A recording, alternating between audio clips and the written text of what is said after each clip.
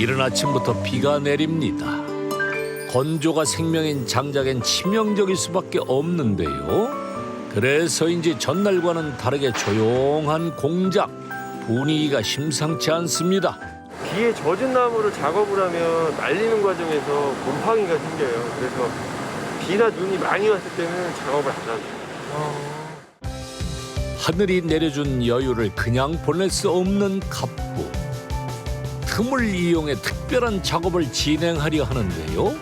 아니 근데 지금 들고 나온 이것은 카메라 아닌가요? 무슨 일을 하길래 이런 장비가 필요한 걸까요? 게다가 사뭇 진지한 얼굴로 에이스 직원과 함께 회의까지 하는데요. 개인 채널을 운영하고 있는 게 있어서 오늘 영상 촬영하려고 저희 직원이랑 같이 영상 촬영 관련해서 회의하고 있습니다. 저희가 이제 장작도 판매하고 캠핑 용품도 판매를 하고 있기 때문에 이렇게 설명하는 영상도 만들어서 채널을 운영하면 뭐 지금은 정말 작지만 뭐 나중에는 여기서도 수입이 발생되지 않을까 이렇게 생각을 하고 있습니다. 안녕하세요. 갑부의 영상을 보고 제품 구매로까지 이어지기도 한다는데요. 오늘 촬영은 텐트 안에 난로 설치하기.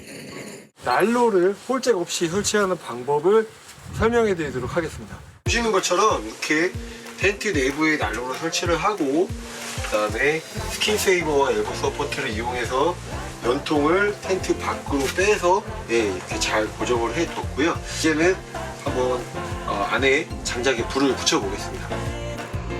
안전하게 텐트 안에서 난로를 피우는데 성공! 캠핑을 좋아하는 분들이라면 좋은 꿀팁이 될 수 있겠네요. 손님이 직접 공장까지 찾아왔습니다. 참나무 장작 따러.